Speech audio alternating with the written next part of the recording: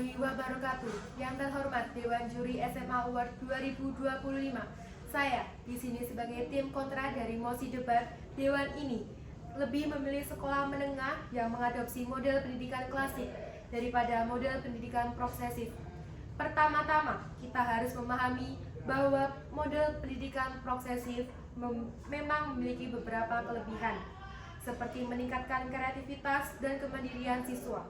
Namun, kita juga harus mempertimbangkan bahwa model ini belum terbukti efektif dalam meningkatkan hasil belajar siswa secara signifikan. Menurut penelitian yang dilakukan oleh Kemendikbud, masih banyak sekolah menengah di Indonesia yang belum siap untuk mengadopsi model pendidikan progresif secara menyeluruh. Infrastruktur, sumber daya manusia, dan kurikulum yang belum memadai dapat menjadi hambatan besar dalam implementasi model ini. Selain itu, kita juga harus mempertimbangkan bahwa model pendidikan progresif dapat menimbulkan kesenjangan antara siswa yang memiliki akses ke sumber daya dan siswa yang tidak. Hal ini dapat memperburuk kesenjangan pendidikan yang sudah ada di Indonesia. Selanjutnya, kita harus ingat bahwa tujuan utama pendidikan adalah untuk meningkatkan kualitas sumber daya manusia. Namun, model pendidikan progresif dapat mengalihkan fokus dari peningkatan kualitas akademik kepada kegiatan-kegiatan yang tidak terikat langsung dengan akademik. Dalam konteks Indonesia, kita memiliki sistem pendidikan yang masih perlu diperbaiki.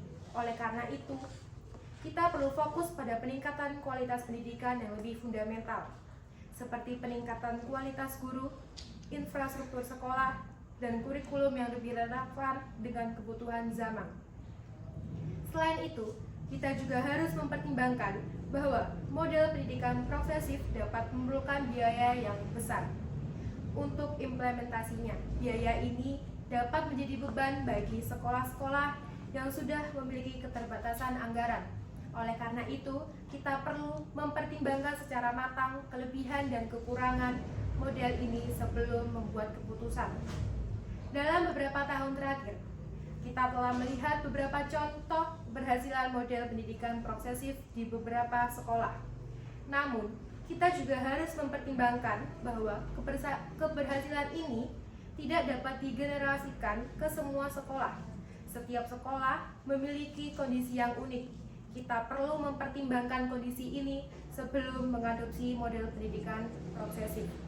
Dengan demikian, saya berpendapat bahwa sekolah menengah tidak perlu mengadopsi model pendidikan progresif secara menyeluruh. Kita perlu mempertimbangkan secara matang kelebihan dan kekurangan model ini sebelum membuat keputusan. Kita perlu fokus pada peningkatan kualitas pendidikan yang lebih fundamental. Terima kasih, sekian dari saya. Wassalamualaikum warahmatullahi wabarakatuh.